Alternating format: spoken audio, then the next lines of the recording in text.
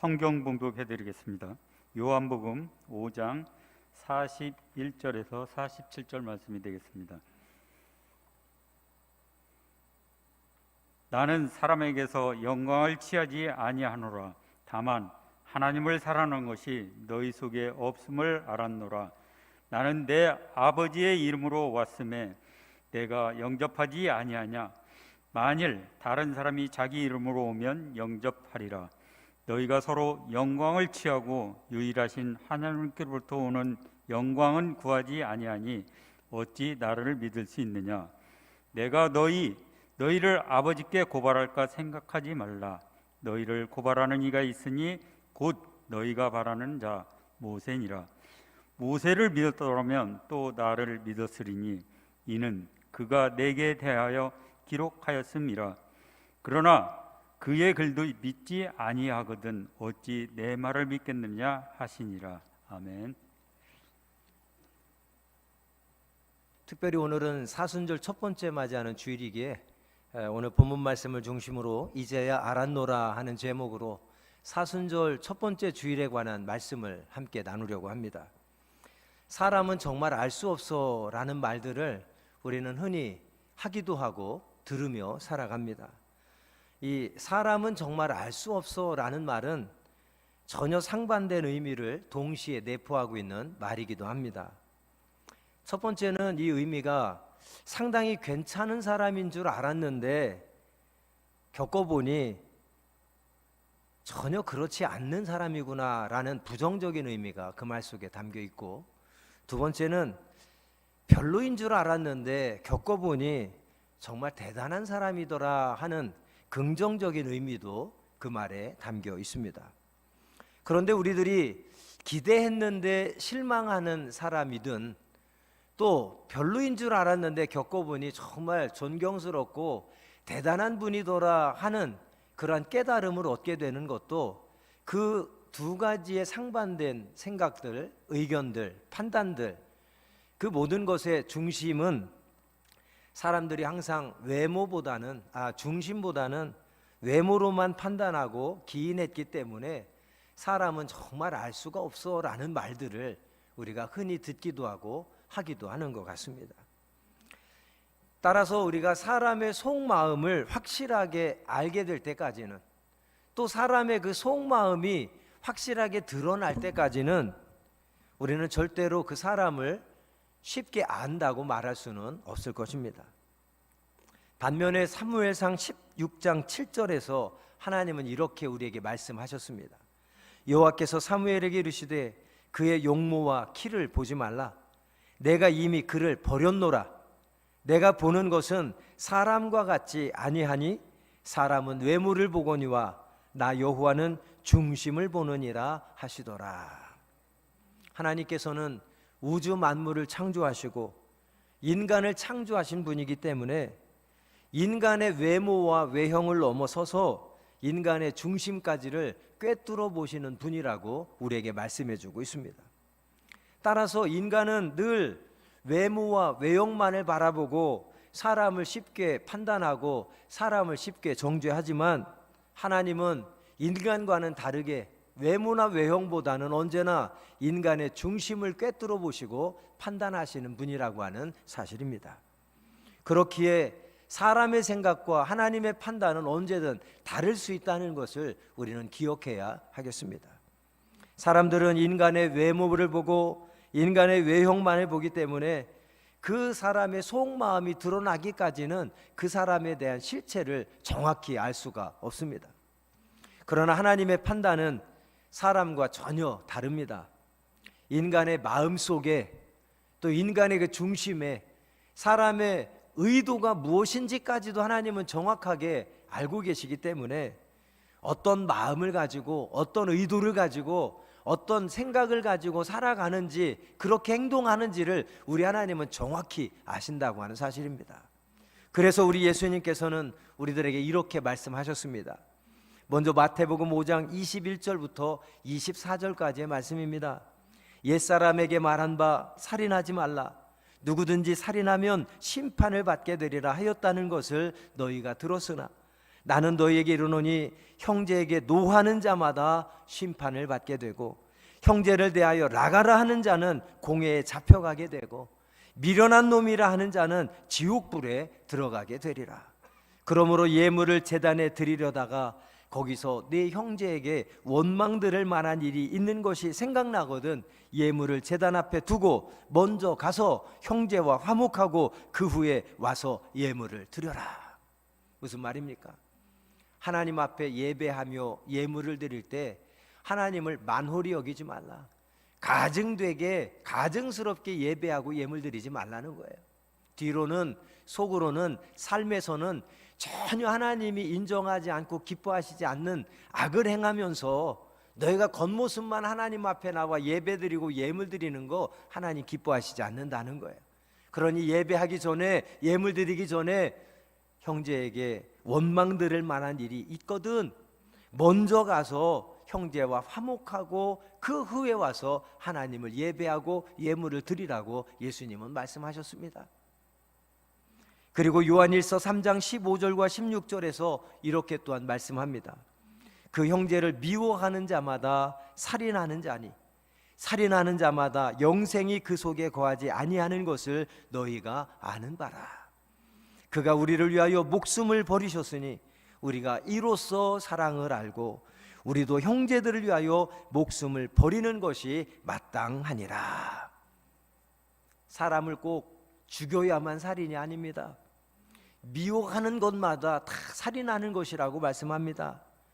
미워하는 자는 살인하는 것과 똑같고 그렇게 살인하는 자의 마음속에는 영생이 거하지 않는다고 단호하게 말씀합니다. 예수님께서도 우리를 위하여 목숨을 버리셨으므로 그로 인하여 우리가 그 사랑을 깨닫게 되었기에 우리도 형제들을 위하여 목숨을 버리는 것이 지극히 마땅하다고 우리 주님은 말씀하셨습니다. 이것이 사순절을 보내며 특별히 사순절 첫 번째 주일을 맞이하는 우리들이 다시 한번 기억하고 다시 한번 마음에 새기고 다시 한번 본받아 실천해야 될 말씀인 줄로 믿습니다. 해마다 맞이하는 사순절, 올해도 또 한 번의 사순절을 형식적으로 습관적으로 보내는 사순절이 아니라 아직도 우리의 마음 가운데 누구를 형제를 미워하는 마음이 아직도 내게 남아있다면 그 남은 것까지도 싹싹 다 도려내고 긁어내고 불태워버리는 사순절이 되었으면 좋겠습니다. 그래서 하나님께서 우리의 마음과 생각과 중심을 꿰뚫어 보실 때에 정말 하나님의 마음에 합한 그 한 사람으로 새롭게 변화되어지는 사순절이 되기를 간절히 소망합니다. 왜요? 주님께서 나에 대한 사랑을 그렇게 자신이 죽으면서까지 우리에 대한 사랑을 확인시켜 주셨으므로 우리도 그 사랑에 힘입은 자로 빚진 자로 형제를 예수님처럼 사랑하는 것이 마땅하다. 이것이 하나님의 자녀요 믿음의 사람이요 그리스도인의 삶인 줄을 믿습니다.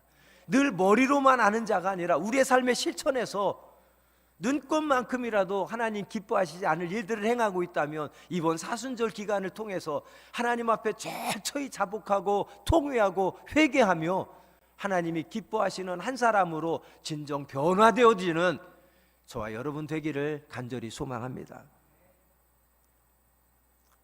요한일서 15장 16절이 무슨 말입니까? 겉으로 드러난 죄악들만이 죄악이 아니라는 거예요. 마음으로 품은 모든 죄까지도 우리의 속에 의도된 모든 죄악들까지도 다 죄악이라는 것입니다. 바로 이 말씀이 하나님께서 우리의 중심을 보시라고 하는 말씀을 증명하고 있는 그러한 말씀인 줄로 믿습니다. 사랑하는 여러분, 오늘 사순절 첫 번째 주일을 보내면서 하나님께서 내 중심을 꿰뚫어 보고 계실 때에 우리의 마음속에는 우리의 중심에는 하나님께 부끄러운 모습은 조금이라도 없는지, 하나님이 기뻐하시지 않는 모습은 내 안에 혹시라도 없는지를 오늘 말씀 속에 깊이 성찰하며 내 속에 조금이라도 하나님 기뻐하시지 않는 마음과 생각들이 있다면, 그러한 중심이 내 속에 있다면 오늘 사순절 첫 번째 주일을 보내며 성령의 불로 다 태워버려서 거룩한 하나님의 백성으로 거듭나는 은혜의 주일이 되기를 주님의 이름으로 축복드립니다. 마가복음 7장 20절부터 23절까지는 이렇게 우리에게 증거하고 있습니다. 또 이르시되 사람에게서 나오는 그것이 사람을 더럽게 하느니라. 속에서 곧 사람의 마음에서 나오는 것은 악한 생각 곧 음란과 도둑질과 살인과 간음과 탐욕과 악독과 속임과 음탕과 질투와 비방과 교만과 우매함이니 이 모든 악한 것이 다 속에서 나와서 사람을 더럽게 하느니라. 무슨 말입니까? 사람들의 속에서 나오는 모든 것들을 살펴볼 때 하나님이 기뻐하실 만한 것이라고는, 칭찬할 만한 것이라고는 하나도 없다는 말씀입니다. 근데 사람들은 자꾸 뭘 보고 더럽다고 합니까? 뭘 보고 나쁘다고 합니까? 눈에 보여지는 것만 가지고 더럽다고 나쁘다고 마음에 안 든다고 싫다고 말합니다.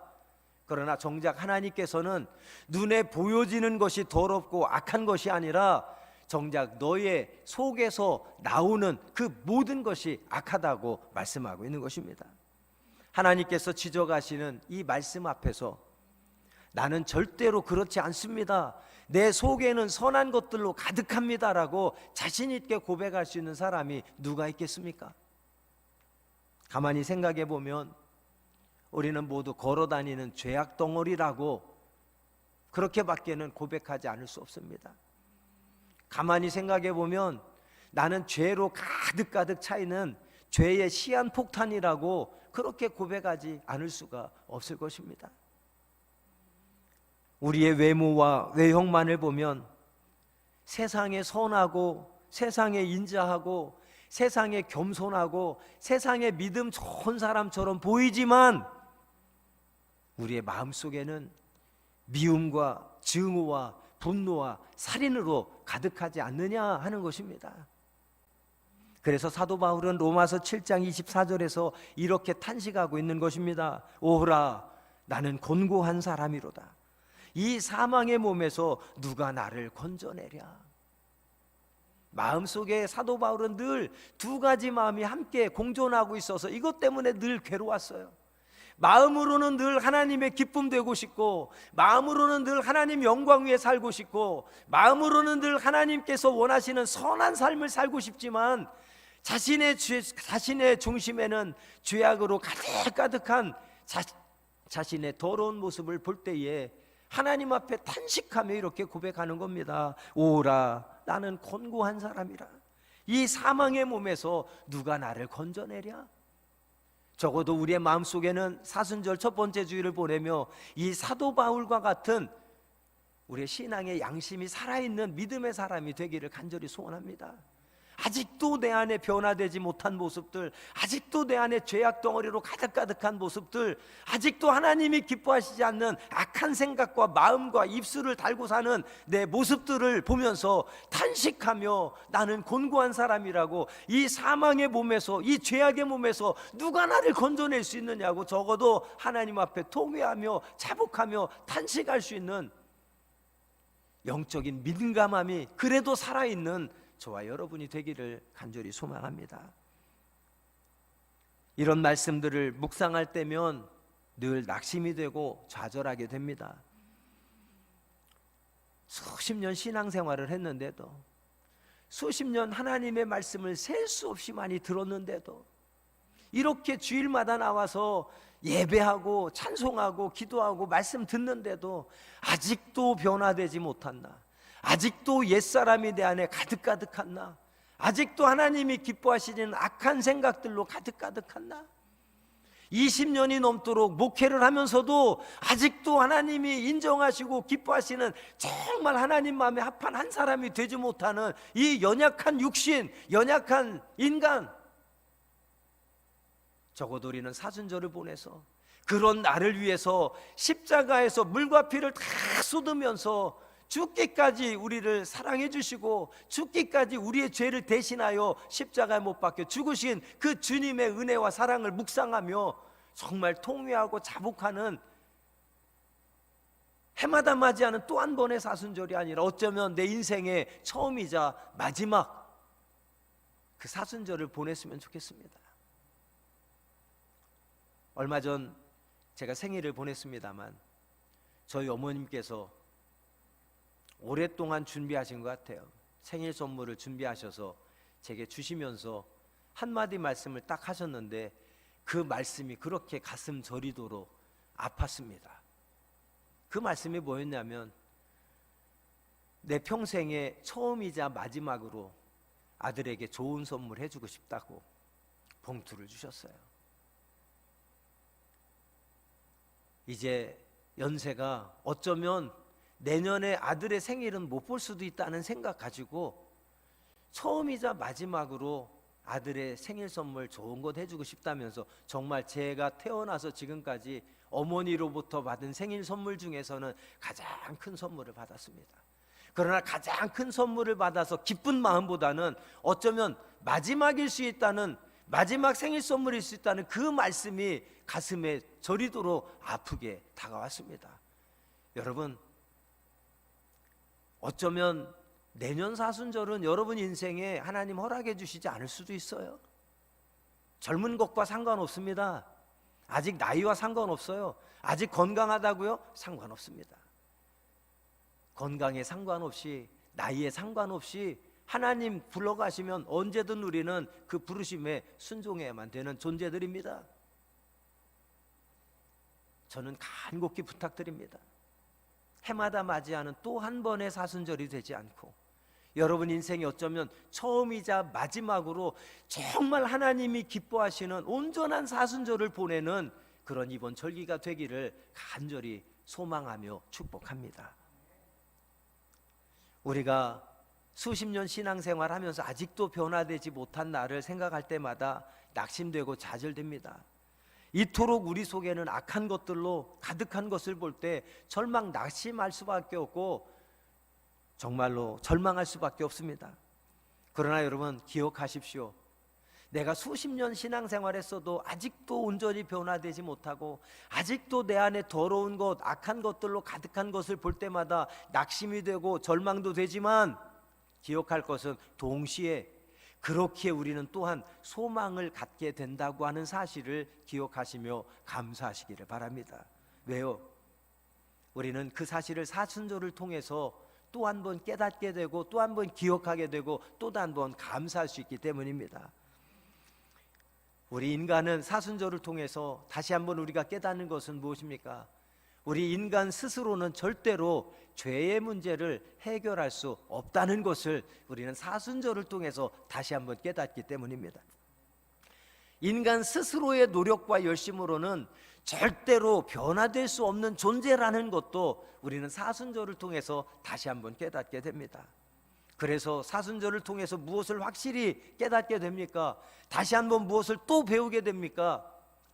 우리 인간의 죄의 문제를 완전하게 해결해 주실 분은 오직 예수 그리스도밖에 없다는 사실을 사순절을 통해서 다시 한번 깨닫기 때문에, 또 우리를 온전히 하나님의 사람으로 변화시켜 주실 수 있는 분도 오직 예수 그리스도 한 분밖에 없다는 사실을 우리는 깨닫기 때문에 내가 아직도 변화되지 못하고 아직도 죄악 덩어리가 내 속에 가득하지만 그때마다 낙심하고 좌절하고 절망하지만 그럼에도 동시에 우리가 소망을 갖는 것은, 그래서 그런 나를 위해서 예수님이 오셔야만 했고 그런 나를 위해서 예수님이 십자가를 대신 지셔야만 했음을 우리는 깨닫기 때문에 거기에 소망을 갖고 거기에 그 은혜가 더 크다는 사실을 깨닫기 때문에 우리는 사순절을 통해서 다시 한번 예수 그리스도의 십자가의 은혜와 사랑을 필요로 하고 그 은혜와 사랑에 감사하는 축복의 절기가 되는 것입니다.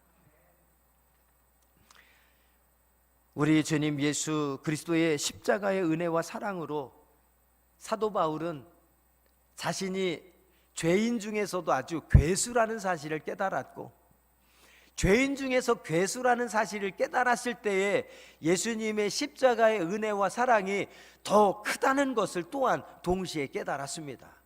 그래서 그 십자가의 은혜와 사랑에 빚진 자의 심정을 가지고 그 예수님의 은혜와 사랑에 보답하며 살아가고자 할 때 그는 신약의 가장 위대한 사도로 쓰임받을 수 있었던 것입니다. 바로 저와 여러분도 예수 그리스도의 십자가 은혜와 사랑으로 모든 죄의 문제를 해결받고 구원의 은혜를 입었기에 절망에서 희망을 갖게 된 것이고, 그렇기에 더더욱 예수님이 필요하고 더더욱 그 예수님의 십자가 은혜와 사랑에 감사하게 되는 줄로 믿습니다. 그래서 사도 바울은 예수 그리스도의 구원의 은총을 특별히 감사하며 이렇게 소리쳐서 고백했습니다. 로마서 7장 25절부터 8장 2절까지의 말씀입니다. 우리 주 예수 그리스도로 말미암아 하나님께 감사하리로다. 그런즉 내 자신이 마음으로는 하나님의 법을, 육신으로는 죄의 법을 섬기노라. 그러므로 이제 그리스도 예수 안에 있는 자에게는 결코 정죄함이 없나니, 이는 그리스도 예수 안에 있는 생명의 성령의 법이 죄와 사망의 법에서 너를 해방하였음이라.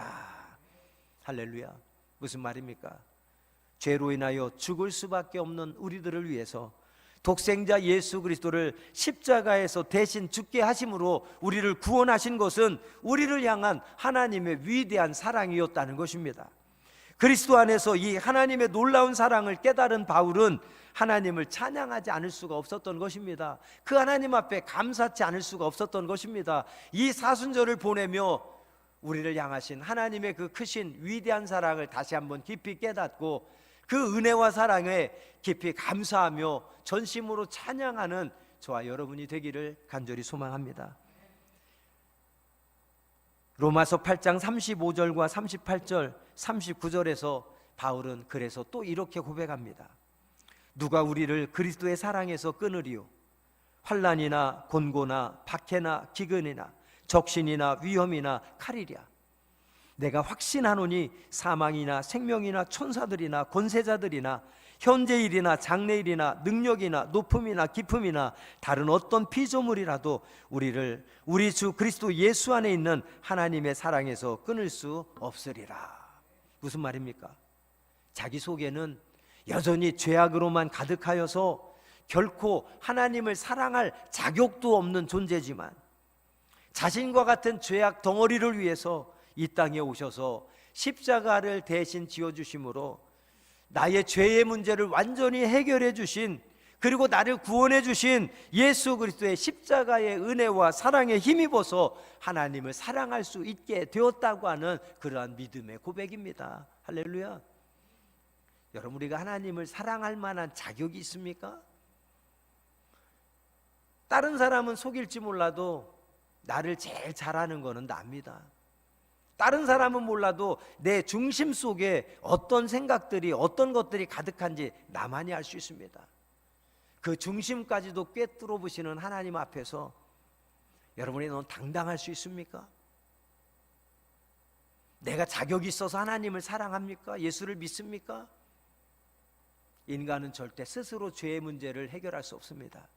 인간은 절대 스스로의 능력이나 노력 가지고도 온전한 변화를 이룰 수 없는 존재들입니다. 그래서 우리는 예수님이 필요하고, 그래서 우리는 예수님의 십자가 은혜와 사랑 덕분에 하나님 앞에 나아가서 하나님을 사랑할 수 있고 믿을 수 있는 그런 믿음의 사람이 될 수 있었던 것입니다. 그래서 하나님을 찬양하지 않을 수 없고 그분 앞에 감사하지 않을 수가 없다라고 사도 바울은 이렇게 고백하고 있는 것입니다. 예수 그리스도를 믿는 사람들 중에서 살아생전에 사도 바울만큼 큰 업적을 남긴 사람이 있습니까? 혹시 이 자리에 계신 여러분들 중에서도 내가 수십 년 신앙생활 하면서 영등포 영문에서 또는 하나님 나라의 확장을 위해서 사도 바울보다 더 큰 일을 했고 사도 바울보다 더 위대한 업적을 남겼다고 자신 있게 고백하실 수 있는 분 있습니까? 아마 아무도 없을 겁니다. 사도 바울은 살아생전에 그만큼 위대한 업적을 남겼고 하나님 영광을 위해서 정말 십자가에 거꾸로 매달려 순교하기까지 희생하고 헌신하고 충성했던 믿음의 사람이었습니다. 그런데 그 모든 것 역시도 모든 것이 내가 잘났고 내가 능력 있고 내가 열심히 해서라고 사도 바울은 고백하지 않습니다. 나 된 것은 오로지 주님의 은혜라고 고백합니다. 그리고 그것까지도 역시 예수 그리스도의 십자가의 은혜와 사랑 때문에 가능했다고 사도 바울은 끝까지 고백하고 있습니다. 사도 바울이 자신의 목숨까지도 아끼지 않고 오직 예수 그리스도를 위해서 다 내어놓을 수 있었던 것은 오직 예수님의 십자가의 은혜와 사랑 때문에 가능했다고 그는 믿음의 고백을 드리고 있습니다. 우리도 주님 부르시는 마지막 그 순간에, 우리의 생명이 딱 끊어지는 그 마지막 순간에 사도 바울과 같은 고백을 할 수 있는 믿음의 사람이 되기를 원합니다. 그래서 사도 바울은 갈라디아서 6장 14절에서 이렇게 고백하고 있는 것입니다. 그러나 내게는 우리 주 예수 그리스도의 십자가 외에 결코 자랑할 것이 없으니 그리스도로 말미암아 세상이 나를 대하여 십자가에 못 박히고 내가 또한 세상을 대하여 그러하니라. 바울은 그렇게 위대한 업적들을 남기고 하나님 영광을 위하여 정말 먹든지 마시든지 무엇하든지 오직 하나님 영광만 위하여 살았어도 단 한 번도 자신을 자랑한 적이 없었습니다. 바울은 언제나 자기의 죄성과 자신의 죄인됨을 늘 분명히 알았기 때문에 그로 인한 처절한 절망 속에서 늘 몸부림치며 자신을 날마다 채찍질하며 내가 하나님의 뜻대로 살기를, 하나님이 기뻐하는 삶을 살기를, 하나님이 원하는 삶을 살기를 늘 자신을 채찍질하며 늘 곁길로 가지 않으려고 힘쓰고 노력했던 믿음의 사람이었습니다. 그는 예수 그리스도의 구원을 확신했기 때문에 그리스도 안에서 하나님의 완전한 사랑을 누릴 수 있었고, 하나님 사랑 때문에 그는 위대한 믿음의 족적을 남겼음에도 불구하고 자기를 내세우거나 결코 자랑하는 교만에 빠지지 않고 언제나 십자가와 예수밖에는 자랑할 것이 없다고 늘 고백하는 믿음의 사람으로 쓰임받게 된 줄로 믿습니다. 나의 나된 것은 오직 하나님의 사랑 때문이고 나의 나된 것은 오직 하나님의 은혜라는 것을 늘 고백하며 살았습니다. 자기가 하나님을 사랑한다면 그것은 하나님께서 자기를 먼저 사랑해 주셨기 때문이고, 자기가 다른 사람들에게 자비와 사랑과 긍휼을 베푼다면 하나님께서 먼저 나에게 자비와 긍휼을, 자비를, 사랑을 베풀어 주셨기 때문이고, 자기가 하나님을 위해 목숨 바쳐 헌신하고 충성할 수 있었던 이유도 예수님께서 나를 위해 목숨 바쳐 사랑해 주셨기 때문에 가능했다고 바울은 언제나 그렇게 고백하고 있습니다. 그래서 그는 일평생 하나님께만 모든 영광을 돌려드릴 수 있었고 오직 하나님의 영광만을 위하여 살 수 있었습니다. 강단 앞에 여러분 현수막을 보시기 바랍니다. 여러분 보시기에 그냥 오직 하나님께 영광을 그냥 걸어 붙인 것 같죠. 저는 이 현수막을 위해서 한 달 동안을 기도하며 하나님 앞에 무릎 꿇고 말씀을 구했던 그런 시간들이 있어서 나오게 된 이 구절이고 현수막입니다. 여러분들 그냥 딱 보면서 그냥 붙어있구나, 현수막 붙어있구나, 저 말씀이구나 생각할지 몰라요.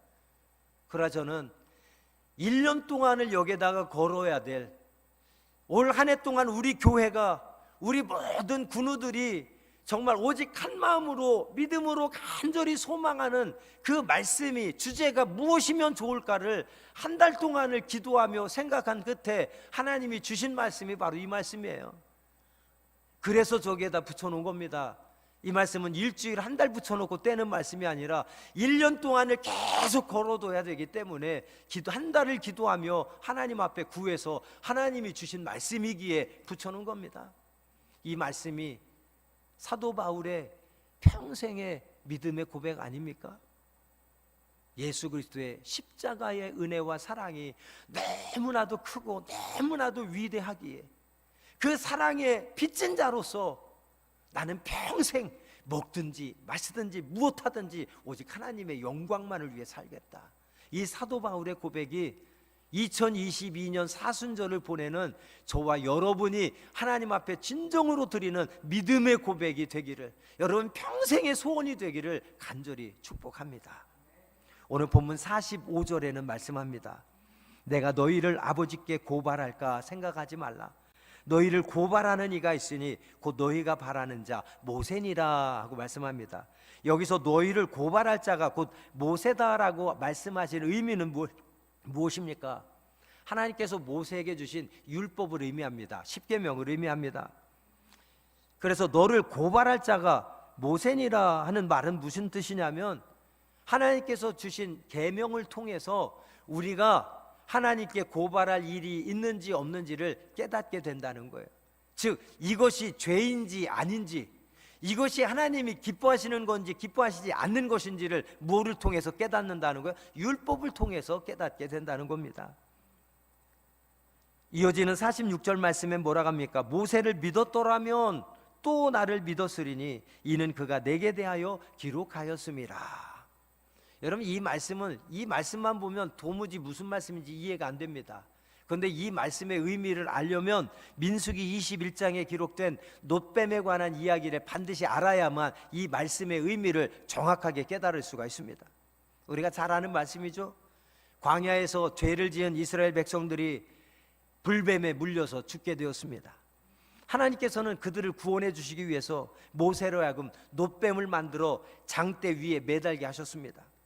그리고 선포합니다. 백성들에게 놋뱀을 쳐다보는 자마다, 장대에 매달린 놋뱀을 쳐다보는 자마다 죽지 않고 살아날 것이다. 할렐루야. 분명히 말씀하셨습니다. 그런데 중요한 것은 무엇입니까? 그 선포된 말씀을 믿고 놋뱀을 바라본 자는 살았지만 그 선포된 말씀을 믿지 않고 놋뱀을 바라보지 않은 자는 죽었다라고 하는 사실입니다. 이와 관련해서 주님께서는 이미 이렇게 말씀하신 적이 있습니다. 요한복음 3장 14절과 15절입니다. 모세가 광야에서 뱀을 든 것 같이 인자도 들려야 하리니 이는 그를 믿는 자마다 영생을 얻게 하려 하심이니라.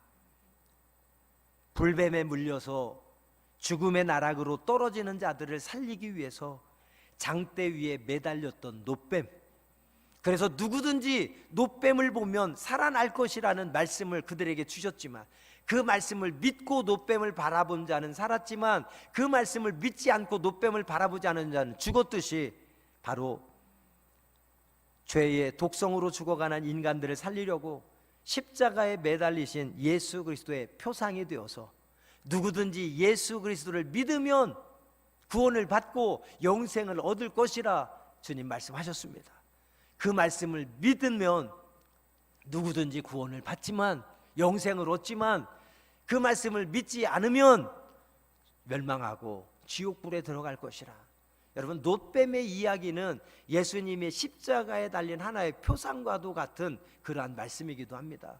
누구든지 불뱀에 물려 죽게 된 자마다 장대에 매달린 놋뱀을 바라보면 살지만 바라보지 않으면 죽게 된다는 말씀에 그 말씀 믿고 순종한 자는 살았지만 믿지 않고 불순종하는 죽었듯이 십자가에 매달린 예수 그리스도 그분만이 우리의 죄의 문제를 해결하고 그분만이 우리를 구원하셔서 영원한 생명을 허락해 주실 분이라고 하는 말씀을 누구든지 믿으면 구원을 받고 영생을 얻지만 누구든지 믿지 않으면 멸망당하고 지옥불에 갈 수밖에 없다는 사실을 이 말씀을 통해서 우리에게 증거하고 있는 것입니다.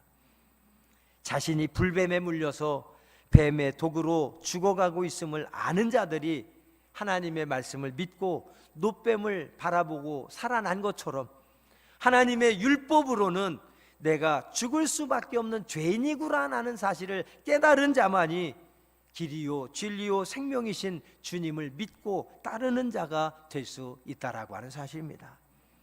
누구나 구원받을 수 있음을 믿고 누구든지 예수 그리스도를 믿으면 구원받게 된다는 사실을 확신하고 예수를 믿는 자만이 구원을 얻게 될 줄로 믿습니다. 그런데 오늘 본문 마지막 절 47절을 이렇게 말합니다. 그러나 그의 글도 믿지 아니하거든 어찌 내 말을 믿겠느냐 하시니라. 그의 글도 믿지 아니하거든 어찌 내 말을 믿겠느냐 하시니라. 무슨 말입니까? 사람들은 하나님의 말씀을 우습게 여긴다는 뜻입니다. 그래서 자신이 죄인이라는 사실을 절대 인정하지 않고 깨닫지도 않고 고백하지도 않고 결국 예수님을 믿지 않는다는 겁니다. 기록된 말씀도 믿지 않는데 내가 하는 이야기는 그들이 믿겠느냐? 절대 믿지 않는다는 말씀이죠. 자신이 죄인이라는 사실을 깨닫지도 못하고 인정하지도 못하고 고백하지도 못하는데 어떻게 예수 그리스도를 필요로 할 수 있겠습니까? 어떻게 예수 그리스도를 믿을 수 있겠습니까? 자기가 놋뱀에 물려서 죽어간다는 사실을 깨달은 자만이, 그리고 노뱀을 바라봐야만 살 수 있다는 믿음을 가진 자만이 노뱀을 바라보고 살아난 것처럼, 내가 죄인이라는 사실을 아는 자만이, 깨닫는 자만이 예수님을 믿어야만 내 죄의 문제가 해결되고 완전한 구원을 얻을 수 있다는 사실을 깨달은 자만이 예수님을 바라보고 믿을 수 있다라고 하는 말씀인 것입니다. 사랑하는 여러분, 내가 부인한다고 해서, 내가 인정하지 않는다고 해서 내가 죄인이 아닌 것은 아닌 것입니다. 내가 부인한다고 해서, 내가 인정한다고 해서, 인정하지 않는다고 해서 내 온몸에 퍼져 있는, 내 속에 가득한 죄의 독성을 멈출 수 있는 것도 아닙니다. 또한 내가 원하지 않는다고 해서, 내가 거절한다고 해서 하나님의 심판을 결코 피할 수 있는 것도 아닙니다. 불뱀에 물려 죽어가는 사람들에게 노뱀의 장대에 매달고 누구든지 노뱀을 보면 살 것이라 말씀하셨을 때 그 하나님의 말씀을 믿고 노뱀을 바라본 자는 살았지만, 그 말씀을 믿지 않고 노뱀을 바라보지 않은 자는 모두 죽었다는 사실을 다시 한번 기억하시고, 그와 같이 죄악으로 가득한 우리들, 죄악으로 인해서 하나님의 심판을 피할 수 없는 우리들을 구원하시기 위해서 십자가에 예수 그리스도를 매달고 그분의 죽으심으로 우리를 살려주셨다며, 누구든지 예수 그리스도를 믿으면 죄의 문제를 해결받고 구원함을 얻어서 영원한 생명을 얻을 것이라는 이 약속의 말씀, 축복의 말씀을 믿고 예수님을 바라보며 믿는 자만이 죄의 문제를 온전히 해결하고 구원받게 될 줄로 믿습니다. 누가복음 15장 말씀을 뵙겠습니다.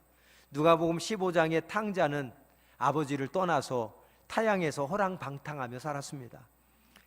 그리고 그가 결론적으로 깨달은 것은 자신은 아버지 없이는 아무것도 할 수 없다는 사실을 깨닫고 아버지께로 돌아오게 됩니다.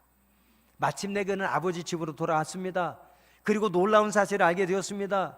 그것이 무엇입니까? 비록 아버지의 마음을 아프게 하고 아버지를 떠난 탕자였지만, 늘 죄악을 일삼았던 탕자였지만, 매일같이 동구 밖에 나와서 자신을 기다려주신 아버지, 그 아버지 집으로 돌아왔을 때 꾸짖지 아니하시고 책망하지 아니하시고 내치지 아니하시고 따뜻한 사랑으로 변함없이 자신을 환영해주고 자신을 위해 큰 잔치를 베풀어 주신 아버지, 그 아버지의 크신 사랑, 변함없는 사랑을 탕자는 깨달았습니다.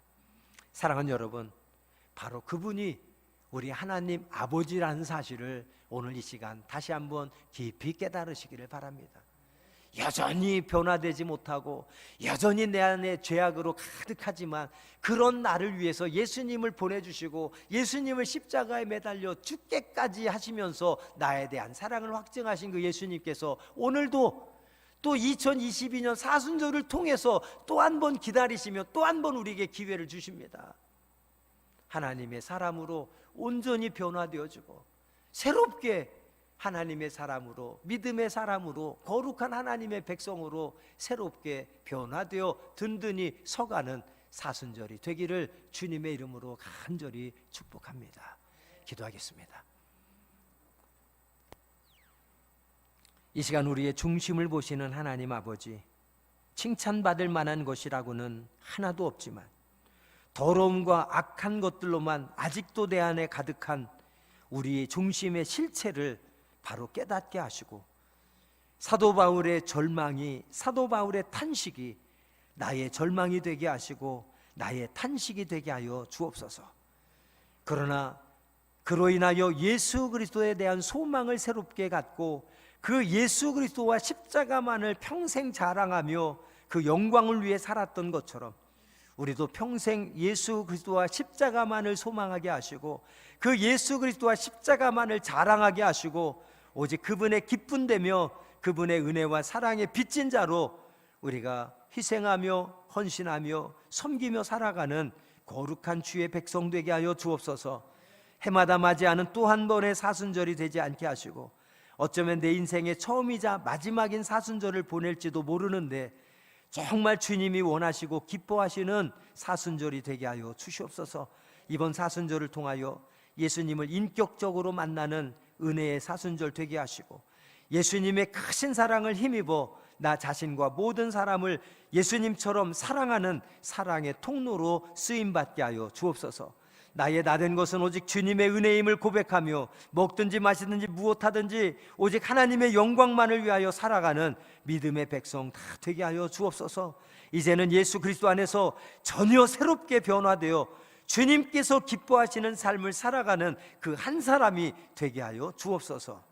지금은 우리 주 예수 그리스도의 은혜와 하나님의 크신 사랑하심과 성령의 감화 감동 교통하심과 축복하심이 오늘 3월 첫째 주일 감사주일과 청소년주일, 영문학생주일, 사순절 첫 번째 주일을 함께 보내며 진정 주님이 기뻐하시고 주님의 마음에 합한 한 사람으로 온전히 변화되어지고 온전히 새로워지기를 간절히 소망하는 사랑하는 주의 백성들 머리 위에 지금부터 영원까지 함께 하시기를 간절히 축원하옵나이다. 아멘.